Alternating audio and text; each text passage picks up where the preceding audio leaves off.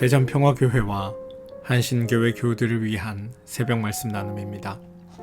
오늘은 2023년 2월 20일 월요일입니다. 오늘 하루 하나님의 크신 은총과 위로하심과 복주심이 말씀을 들으시는 여러분들과 함께 하시기를 소망합니다. 오늘 우리가 함께 나눌 말씀은 히브리서 2장 17절로부터 18절까지 말씀입니다. 히브리서 2장 17절로부터 18절까지 말씀입니다. 그러므로 그는 모든 점에서 형제 자매들과 같아지셔야만 했습니다. 그것은 그가 하나님 앞에서 자비롭고 성실한 대제사장이 되심으로써 백성의 죄를 대신 갚으시기 위한 것입니다.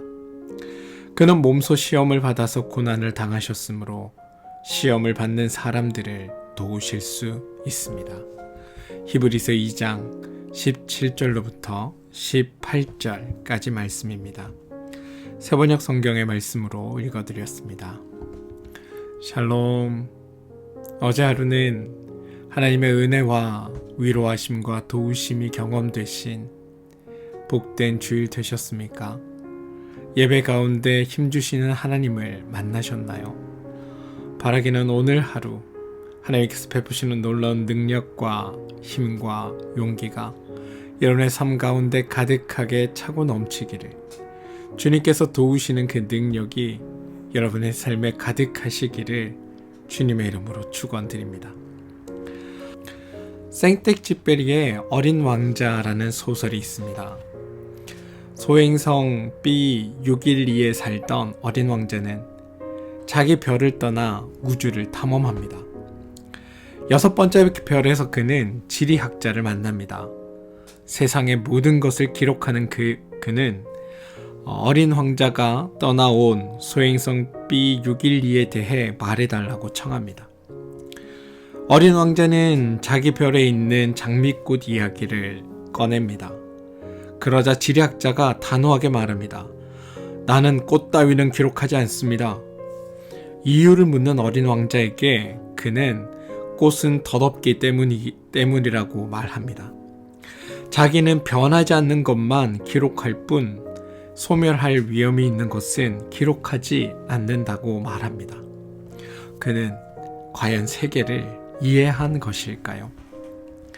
우리는 다큐멘터리를 보거나 책을 읽으면서 낯선 세계에 대한 심화된 지식에 이르기도 합니다. 그런데 여러분, 그게 진정한 이해일까요? 아마 아닐 것입니다. 실패나 가난을 경험해보지 못한 사람들이 실패한 사람의 마음과 삶을 어떻게 이해할 수 있겠습니까? 가난한 이들의 심정을 어떻게 이해할 수 있겠습니까? 그냥 그런갑다 하는 것뿐입니다. 서는 자리가 달라져야 세상이 다르게 보이는 법입니다. 몇백억 원대 부자가 다이어트를 위한 단식이 아니라 없어서 못 먹는 사람들의 서러움을 어떻게 알겠으며, 단돈 10,000원이 없어서 밥을 굶어야 하는 이들의 심정을 어떻게 알겠습니까? 아파본 사람이라야 아픈 사람의 마음을 알고, 절망의 시면 앞에서 현기증을 느껴본 사람이라야 벼랑 끝에 선 사람들의 심정을 이해할 수 있는 법입니다. 그래서 우리는 아는 만큼만 보게 되고 자기가 경험한 만큼만 세상을 이해하는 법입니다. 그래서 스콧 니어링 같은 작가는 사람은 생각하는 대로 사는 게 아니라 사는 대로 생각한다 라고 말했습니다. 누구도 그 처지가 되지 않고는 그 사람을 완벽하게 이해할 수 없는 법입니다. 그래서 우리는 누군가를 비난하거나 누군가를 위로하거나 다 조심해야 하는 법입니다.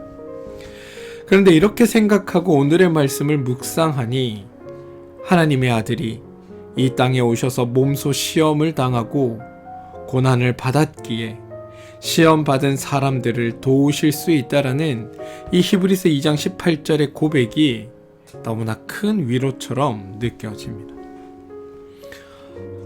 제가 신학대학원에서 공부하던 시절에 이런 상상을 한번 해본 적이 있습니다. 하나님께서 왜 이 땅에 오셨어야 했을까? 왜 십자가를 짊어지고 죽으셔야 했고 부활하셔야 했을까? 저에게 스스로 던져놓고 여러 가지 상상을 하면서 이렇게 좀 정리해 놓은 게 있습니다. 제가 한 상상을 여러분들 한번 따라와 주시길 바랍니다. 하나님께서 세상을 창조하시고 이 땅의 모든 것을 보시며 좋았다라고 하셨습니다. 그리고 내심 바라셨습니다. 그가 창조하신 최고의 작품인 인간들도 하나님의 그 본성이신 사랑의 마음으로 이 땅을 살면서 이 땅에서 삶이 행복할 거라 기대하셨던 겁니다. 그런데 정작 인간들의 삶은 그렇지 않았습니다. 하나님의 것에 만족하지 못하더니 자신들이 욕망하는 것을 가지기 위해 하나님께서는 상상도 못 해보신 서로의 생명을 해하는 일이라던가 누군가를 자기 발 아래 복속시켜서 노예로 부려먹는다던가 필요가 아니라 욕망에 따라 힘으로 상대방의 것을 빼앗아 자신의 욕망을 채우는 일에 모든 역량을 투입하는 등 하나님의 사랑의 마음이 아닌 힘이 지배하고 다스리는 세상으로 변했던 겁니다. 그래서 하나님은 분노하셨습니다. 하나님은 분노하셨기에 물로 세상을 심판하셨습니다. 그리고 의인의 가문만을 이 땅에 두시면서 원래 바라셨던 창조의 그 좋았던 모습으로 사랑하며 모든 이들이 행복해 살기를 바라는 하나님의 나라가 이루어지기를 진심으로 바라시면서 이 땅의 변화를 기대하셨습니다. 그런데 세상은 물의 심판 이전과 다를 바 없이 흘러갑니다. 다시 힘이 지배하는 세상, 힘이 모든 것 위에 군림하는 세상으로 변한 것입니다. 하나님의 백성이라고 다르지 않았습니다. 심지어 하나님의 택하신 이스라엘 백성들은 하나님을 잊어갔고 힘을 가진 존재를 하나님보다 높이며 살았습니다. 결국 애굽의 노예로 전락해버립니다. 그들이 노예로 전락한 후에 그들에게 주어진 삶이 너무나 힘겹고 고된 나머지 하늘을 향해서 부르짖었고 하나님은 그 소리를 들으셨습니다. 이에 하나님은 다시 한번 세상에 하나님의 뜻을 드러내길 원하셨습니다. 이번엔 가장 연약한 이스라엘 백성들을 통해 하나님이 통치하는 세상이 어떤 것인지, 하나님께서 바라시는 세상이 어떤 것인지를 보이고자 하셨습니다. 그래서 애굽의 신들을 심판하셨고 애굽에서 이스라엘 백성들을 이끌어내셨으며 광야 40년 동안 하나님을 따르는 삶이 어떤 삶인지, 하나님과 동행하며 살아가는 기쁨이 무엇인지, 하나님이 주인 되신 세상, 하나님의 나라를 살아가는 백성들의 삶이 얼마나 복된 것인지를 광야 생활을 통해 그들에게 증명해 보이십니다. 한 명으로 안 되어서 한 가족을 통해 하나님의 뜻을 보이셨지만 그게 잘 설득되지 않고 전파되지 않았기에 이젠 한 민족을 통해 하나님이 바라시는 세상의 꿈을 이 땅에 보여주셨던 겁니다. 그리고 그들이 살아갈 새로운 터전을 허락하시고 거기서 서로 사랑하고 섬기며 하나님의 뜻을 드러내며 살 것을 기대하셨습니다. 그런데 사람들은 그런 하나님의 기대를 그냥 저버렸습니다. 하나님의 그 놀라우신 일을 보고 그 위대하신 것을 경험하고 하나님의 뜻을 알았음에도 그들은 그렇게 살지 못했던 겁니다. 그래서 하나님은 그런 이들을 향해 많은 예언자들과 또 역사적인 사건들을 통해 참 하나님의 그 뜻으로 돌아오길 계속해서 권면하셨습니다. 전 성경의 예언자들이 이스라엘 백성들과 지도자들에 대해 권고하고 심판의 선언들을 늘어놓을 때마다 그것이 무서운 것이 아니라 이스라엘 백성, 아니 이 땅을 끝까지 포기하지 않으시는 하나님의 마음이 그 속에 담겨 있는 것 같아 가슴이 먹먹할 때가 종종 있습니다. 아무튼 하나님의 그런 마음에도 불구하고 세상은 여전히 하나님의 뜻과 멀어져 가는 것을 보신 하나님께서 진절머리를 치시다 세상을 심판하기 전에 마지막으로 세상을 다시 한번 이해해 보기 위해 본인이 직접 인간이 되어 이 땅에 와서 자신들의 창조물의 삶을 살아보며 이들이 왜 이렇게 되는지, 또 이들이 왜 자신의 말을 듣지 않는지를 경험해 보기 위해 직접 하신 선택이 예수라는 이름으로 이 땅에 오신 것이다 라는 상상입니다.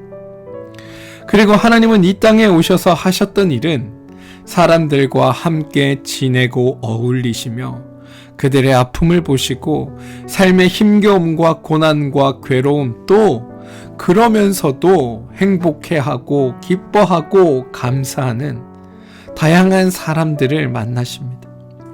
그리고 그들과 더불어 지내시다가 하나님 스스로가 하나님 만드신 이 세상을, 우리 인간들을 얼마나 사랑하고 있는지 다시 한번 확인하셨던 겁니다. 그래서 결국 심판이 아니라 다시 한번 우리에게 기회를 주시는데, 그 방법이 신이 자신의 목숨을 버려 세상의 모든 피조물들을 구원해내는 일이었다는 겁니다. 그리고 그때 하신 하나님의 선택이 멸하고 다시 만드는 방법이 아니라 창조주 스스로가 자신의 전능한 힘을 포기하는 것을 통해, 그리고 자신을 스스로 희생시키는 것을 통해 세상을 참되게, 행복하게, 생명 넘치며 평화롭게 살아낼 유일한 방법이 바로 힘을 가진 자가 자신의 힘을 드러내서 그것으로 세상을 지배하는 지금까지의 방식이 아니라 창조주의 그 지극한 사랑을 닮은 서로 간의 그 사랑함과 그에 따른 희생과 섬김으로만 가능하다는 것을 몸소 보이신 사건이 바로 십자가와 부활 사건이 아닐까라는 생각입니다. 그럴듯하신가요? 사실 제가 성경을 보는 눈이기도 합니다. 창조주가 자신의 전능함을 포기한다는 것, 신이 죽음을 선택한다는 건 상상도 되지 않는 일입니다. 힘의 논리로 세상을 바라보던 사람들에게는 어쩌면 가장 어리석은 선택으로 여겨질 것입니다. 그런데 그랬기에 오늘 히브리서 2장 18절의 고백처럼 그는 몸소 시험을 받아서 고난을 당하셨으므로 시험을 받는 사람들을 도우실 수 있습니다라는 말이 우리에게 더 절절하게, 그리고 더 살아있는 말씀으로, 또 더 확신으로 우리에게 와 닿는 것입니다. 사랑하는 성도 여러분, 하나님은 우리의 아픔을 아시고 슬픔을 아시고 고난에 동참하신다는 말을 단순히 그냥 간접적인 경험으로 그럴 것이다 라고 생각해서 이야기하시는 분이 아닙니다. 누구보다도 절절하게 그 아픔과 고난을 당하셨고, 그럼에도 사랑하시기에 기꺼이 그 어려움과 고난에 동참하시는 분이 우리의 하나님이셨습니다. 그리고 포기하지 않으시는 그 사랑으로 우리와 끝까지 함께 하시는 분이 바로 우리의 하나님이십니다. 저는 이 사실에 여러분들이 힘과 용기와 위로를 얻으시길 소망합니다. 십자가에 이르는 삶을 남김없이 살아내셨기에 주님은 세상의 모든 질고를 대신 질 수 있었습니다. 그 사랑의 신비 앞에 무릎 꿇을 줄 아는 사람이 행복합니다. 바라기는 오늘 하루 하나님의 그 사랑을 경험하시는 복된 삶이 여러분의 삶에서 경험되어지시기를 소망하고, 그 하나님 때문에 세상을 살아갈 힘과 용기가 오늘 하루 여러분의 삶에 가득 차길 주님의 이름으로 축원드립니다. 함께 기도하겠습니다. 하나님, 삶이 공고해질 때마다 우리는 그 공경에서 벗어나기 위해 나름으로 최선을 다합니다. 그러나 아무리 애써보아도 해결의 실마리가 보이지 않을 때, 그래서 우리의 가능성이 다 소진되었다고 느낄 때 우리는 비로소 주님을 찾습니다. 절망의 심연에 갇혀 희망의 빛 한 점 보이지 않을 때 주님은 우리에게 손을 내밀어 주십니다. 세상의 모든 고통과 슬픔을 다 맛보셨기에 주님은 우리를 외면하지 않으십니다. 고맙습니다, 주님. 이제부터 주님을 외롭게 하지 않기 위해 노력하겠습니다. 우리를 주님의 손과 발로 삼아 주십시오. 예수님의 이름으로 기도합니다. 아멘. 오늘 함께 중보하며 기도할 제목을 나누겠습니다. 첫 번째 기도는 몸과 마음의 힘듦으로 어려움을 겪고 있는 교우들을 위해 기도합시다. 우리가 교우들을 위해 기도할 때 그들의 삶에 하나님께서 함께하여 주시고 그들의 아픔에 하나님께서 위로해 주시기를, 우리가 던지는 섣부른 위로가 아니라 그들을 진정으로 이해하고 그들의 아픔과 고난 가운데 누구보다도 잘 알고 계신 하나님께서 그들의 삶에 동참해 주시기를 기도해 주시기를 부탁드립니다. 육신이 연약한 교우들에게 하나님께서 그 삶의 괴로움을 아시니 하나님께서 찾아가 그 삶의 괴로움을 해결하여 주시고 낫게 하여 주시고 그들이 새 힘과 용기를 얻어 세상을 살아갈 수 있게 해달라고 여러분 기도해 주시기를 부탁드리고, 마음의 상처와 삶의 힘겨움으로 괴로움을 겪는 우리 교우들에게는 하나님께서 그들의 삶의 진정한 위로자와 진정한 치유자가 되어주셔서 그들의 마음에 저 깊은 곳의 이야기에 귀 기울여 들어주시고 그들의 삶의 문제들을 하나님께서 해결해 주심으로 그들이 새롭게 용기를 얻어 세상을 살아갈 수 있게 되게 해달라고 기도해 주시기를 부탁드립니다. 자녀들을 위해 기도합시다. 우리 자녀들의 삶에 하나님의 도우심과 인도하심이 함께하여서 자녀들과 함께 살아가는 자녀들의 삶이 하나님 안에서 은혜와 복된 삶이 되게 해달라고 여러분 기도해 주시기를 부탁드립니다. 하시는 일과 사업체를 위해 기도하시기 바랍니다. 여러분들이 하시는 일과 그 사업체를 통하여 하나님의 뜻과 하나님의 계획하심이 드러나고 하나님의 그 능력과 은혜가 나타나서 여러분이 하는 그 일과 사업체를 통해 하나님의 하나님됨이 경험되어지는 그런 놀라운 일들이 나타나게 되게 해달라고 여러분 기도해 주시길 바랍니다. 한신교회와 평화교회를 위해 여러분 기도해 주십시오. 두 교회에게 맡겨주신 하나님의 선한 사역들을 두 교회가 잘 감당하여 내고 하나님이 기뻐하시는 일에 두 교회가 함께 쓰임받는 아름답고 복된 교회가 되게 해달라고 여러분 기도해 주시기를 부탁드립니다. 또한 두 교회를 담당하고 있는 목회자들과 그 교회의 그 목회자들의 가족들을 위해서 여러분 기도해 주시기를 부탁드립니다. 나라와 민족을 위해 기도해 주시고 튀르키예와 시리아 지진으로 인해 고통 겪고 있는 그들에게 하나님의 위로하심과 또 새로운 용기와 생명이 그곳 가운데 피어날 수 있게 해달라고 여러분 기도해 주시기를 부탁드립니다. 또한 러시아와 우크라이나 전쟁이 빨리 종식되어 이 땅에 참 평화가 머물게 되게 해달라고 여러분 기도해 주십시오. 사랑하는 성도 여러분, 우리의 아픔, 우리의 고난, 우리의 상처, 사람들은 알지 못하지만 하나님은 오롯이 다 알고 계십니다. 왜냐하면 하나님은 그보다 더한 것들을 이미 몸소 겪으셨기 때문입니다.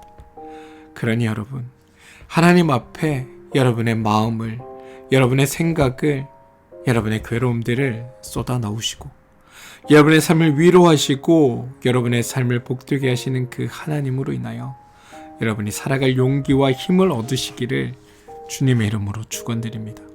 오늘도 하나님은 여러분들과 함께 하십니다. 우리 함께 기도하겠습니다.